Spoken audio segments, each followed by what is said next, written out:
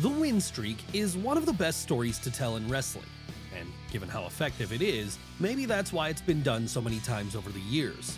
After all, you only have to look at how it helped the careers of wrestlers like Bruno Sammartino, Andre the Giant, and Bill Goldberg. But even those are small change when compared to the greatest streak in the industry's history. Yes, carrying on for almost 2.5 decades, The Undertaker was able to do what no one else had done before and likely never will do again when he racked up 21 straight victories at WrestleMania. Of course, as with any great tale, this one had to come to an end eventually. But how did it all happen? Well, join us today as we take a deep dive into the entire story from start to finish in 21-0, The Streak Story. It all began on March 24th, 1991. That was the day where, just 4 months after debuting with WWF at the prior year's Survivor Series, The Undertaker made his first appearance at the Showcase of the Immortals. Of course, at this point, he was still being portrayed as the unkillable heel monster, and so it meant that whoever his opponent was going to be that night, they were little more than cannon fodder. So perhaps it's satisfying that the first victim of the Deadman turned out to be none other than Jimmy Superfly Snuka. Yes, after a thrown-together bout at WrestleMania 7, which lasted for just 4 minutes and 20 seconds, the babyface fell, and the streak would be underway. That said, with the nature of this story meaning the next chapter only came around once a year, we'd have to wait until April 5th, 1992 to get anything new. And by that point, not only had Mark Calaway scored a rare pinfall victory over Hulk Hogan, but in doing so, he'd briefly become WWF champion. Come the time of his match with Jake the Snake Roberts at WrestleMania 8, though, he'd have dropped this belt once more. But even if he wasn't involved in the title scene anymore, he'd at least get something to sink his teeth into, because his program with Roberts had an actual story involved. That's right, after having paired up as a heel unit earlier in the year, the two predictably came to blows around WrestleMania time. And this meant their showdown had some heat attached to it, but even that wasn't enough to help Jake get the win, as following a 6.5-minute bout, he'd get pinned by the Deadman and sent packing from WWF for the foreseeable future. And an interesting thing happened around this point too, because despite his character being so villainous on the surface of things, fans started to get behind The Undertaker enough to where the company decided to turn him full babyface. So heading into WrestleMania 9 on April 4th, 1993, he'd be the conquering hero trying to overcome his biggest threat yet in the 8-foot-tall Giant Gonzalez. But while Gonzalez's manager Harvey Whippleman felt confident he'd found the man to finally beat the fan favorite here, in the end, the Giant proved not to be the smartest man in the room when he got himself disqualified after using a chloroform-soaked rag to knock out his opponent. Yes, this would mark the only time when Mark Calaway got a win at WrestleMania via DQ, and it also marks the first time the streak almost ended before it even got a chance to become a thing. After all, given the fact that the two were going to run their match back at SummerSlam later in the year, it only made sense that Gonzalez should win the first one, and with The Undertaker's lack of losses at the Showcase of Immortals at this point still being purely coincidental, it's very lucky in hindsight that the company chose to give him the win here in what's probably the worst streak match of all. Of course, 2 years later at WrestleMania 11 on April 2nd, 1995, there would be far less controversy surrounding the ending of the Phenom's bout against King Kong Bundy, because there, after missing the prior year's Mania on account of an injury, he'd make short work of the big man when he beat him in just over 6.5 minutes. And as you've probably noticed by now, these weren't exactly classic showdowns we were dealing with. No, for the most part, they were short and lumbering, as was in fitting with The Undertaker's character of a no-selling zombie mortician at the time.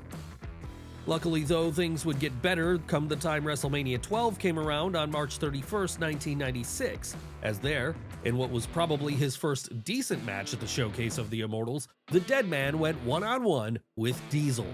But while he would win this one too, it also marked another point where somewhere off in a different timeline, the streak ended before it had a chance to really get going.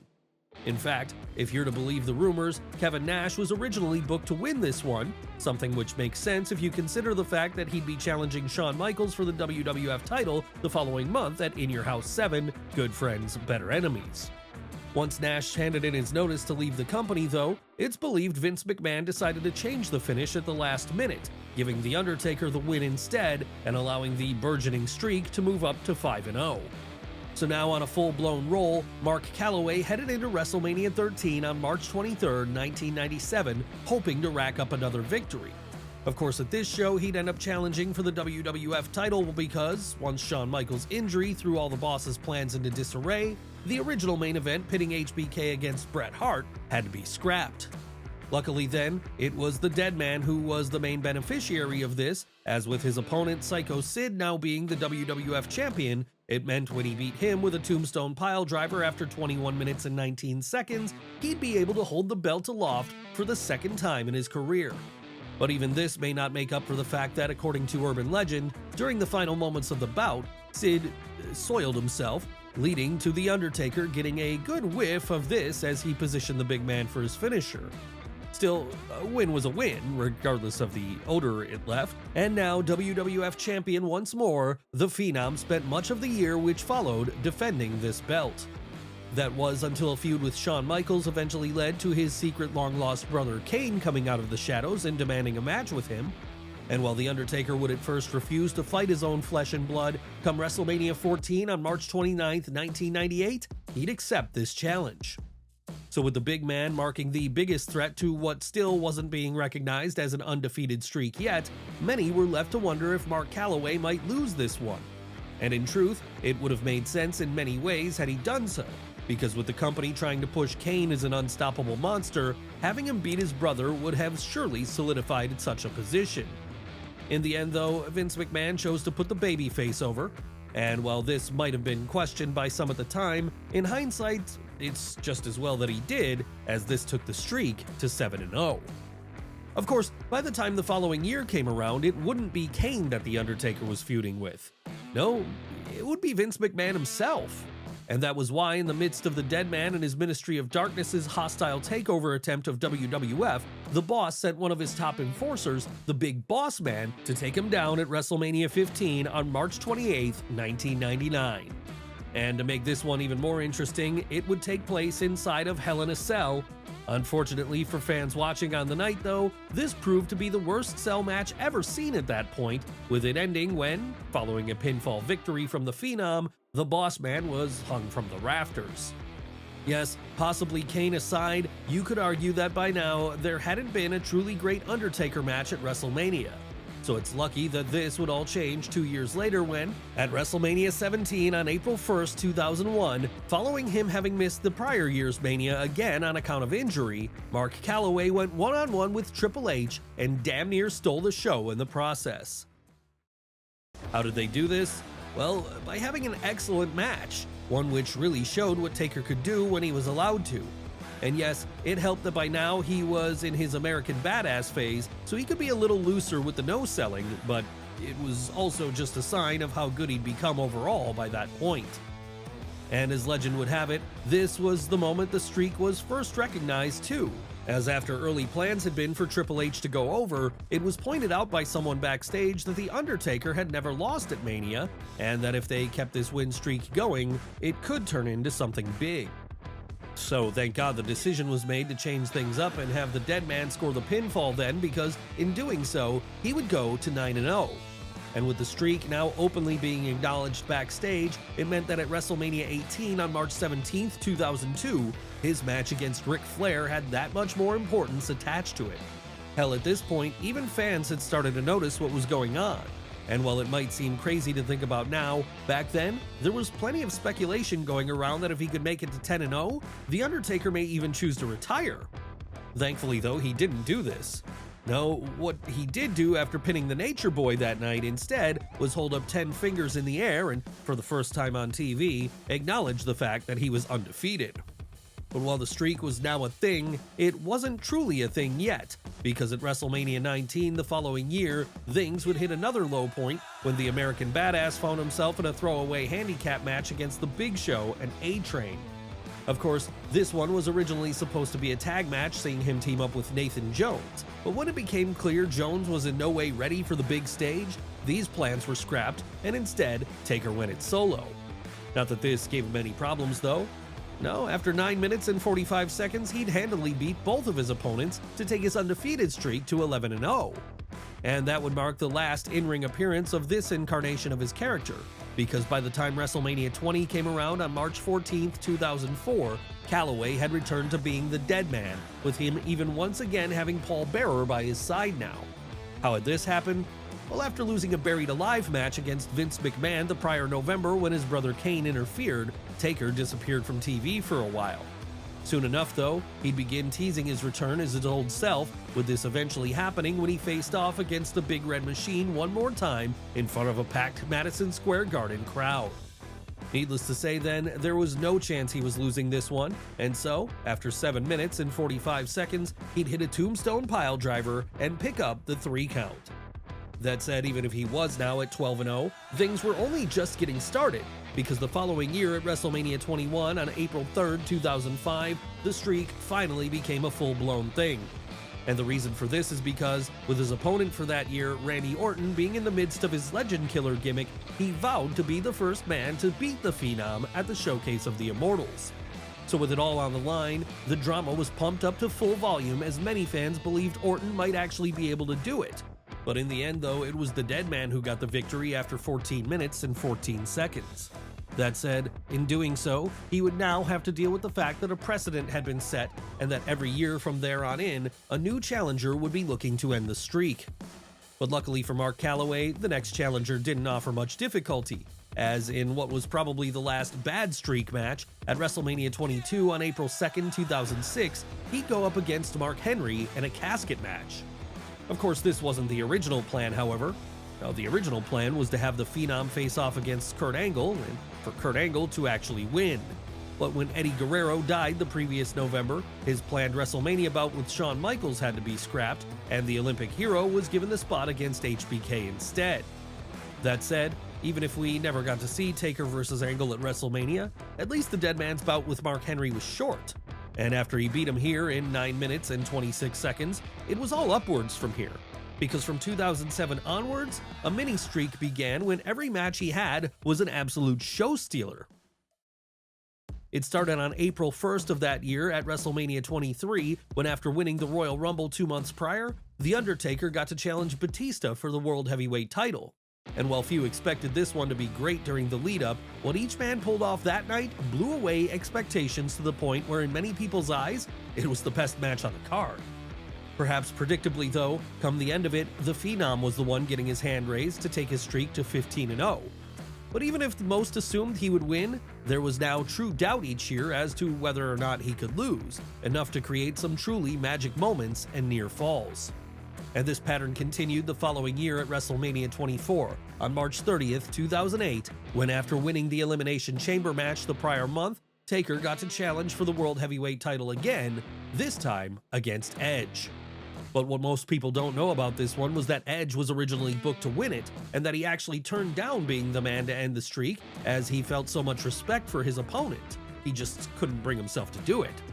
That said, he felt no qualms about helping the Deadman steal the show here, and part of what added to the drama was that Edge also hadn't lost at the biggest show of the year prior to this either. But even if he did lose come the end, he could at least take solace in the fact that they fully earned the main event spot they were given that night. Yes, great Mania matches featuring The Undertaker was now becoming a pattern, but it would be what came next that fully established the legend of the streak forever, as at WrestleMania 25 on April 5th, 2009, he took on Shawn Michaels one-on-one. And given HBK's born-again Christian status at this point, the whole thing would be marketed as a battle between heaven and hell. More importantly than that, though, it was a battle between two legends who hadn't met in a singles match since 1998. So giving it all they had to put on a classic then, the two purposefully went over their allotted time. And while in most cases this would result in Vince McMahon chewing them out backstage after the fact, what they created was so special, no one could deny that it was the correct move. But even if Shawn was the toughest challenge The Undertaker had faced yet, he still couldn't beat him, and so come the end, the streak had moved up to 17-0. Of course, even if he'd been able to put on a performance for the ages, HBK would take this loss hard. So hard, in fact, that in the lead-up to WrestleMania 26 on March 28, 2010, he'd challenge his opponent to one more round. And while the Deadman initially rejected this challenge, in the end he agreed to it under one condition. Should Michaels lose, he'd retire. This then created a big fight feel unlike any other when the time came for the bell to ring on the rematch. And with the expectations being so high considering what they'd done a year before, it's amazing that not only did they live up to this with their second meeting, but in some people's eyes, they actually exceeded it. That said, by the time it was over, it was The Undertaker who was standing tall, with this not only taking his streak to 18-0, but also forcing the Heartbreak Kid into retirement as well. So looking for revenge then, Triple H would challenge the Phenom the following year at WrestleMania 27 on April 3rd, 2011. And to make matters more interesting, this one was to be a no-holds-barred match, something which allowed for things to get pretty brutal at times.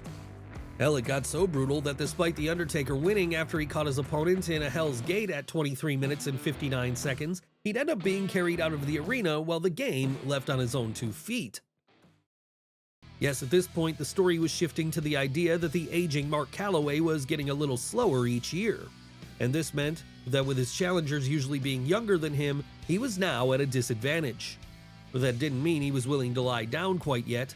No, quite the opposite in fact, because after taking a full year off to recover, at WrestleMania 28 on April 1st, 2012, he'd face off against Triple H one more time, with this one being billed as the end of an era. Why was that? Well, with it taking place inside of Hell in a Cell and featuring Shawn Michaels as the special guest referee, it felt very much like the peak the whole story had spent 2 decades plus building towards. And so realizing this then, all 3 men involved put on a masterclass of tension and near falls, with one near fall involving a sweet chin music pedigree combo coming so close that just about everyone had a heart attack watching it. That said, even this wasn't enough to end the streak, and after 30 minutes and 50 seconds, the Deadman somehow managed to get the win again. And so perfect was the whole thing here that, while watching Taker, Triple H, and Shawn Michaels all embracing at the top of the ramp afterwards, Mick Foley argued that it was time for his old friend to retire because he could never have topped this. But Mark Calaway had no intention of retiring quite yet. No, he'd continue on into WrestleMania 29 in fact, as there, on April 7th, 2013, he'd face off against CM Punk. Of course, given how over Punk had gotten by then, he was reportedly pushing for him to get the win in this one. In the end, though, the decision would be made to give the Phenom another big victory, as after a great bout which lasted for just over 22 minutes, he'd take his win-loss record to 21-0. Yes, by now it felt like if CM Punk wasn't going to end the streak, then no one was, and that Mark Calaway's legacy would be that he'd get to retire undefeated at WrestleMania. And so when it was announced that he'd be facing off against Brock Lesnar at WrestleMania 30 on April 6, 2014 then, pretty much everyone saw this as just another excuse for him to get a big win at the Showcase of the Immortals. After all, if anyone was going to end such a legendary run, it was going to be a young up-and-comer who could build a career off of it, not a guy who was already as established as the Beast. So it came as a shock to everyone when, once the two got in the ring, the Beast quickly began dominating things. And after just over 30 minutes and 3 F5s, Lesnar did the unthinkable when he pinned The Undertaker's shoulders to the mat 1, 2, 3.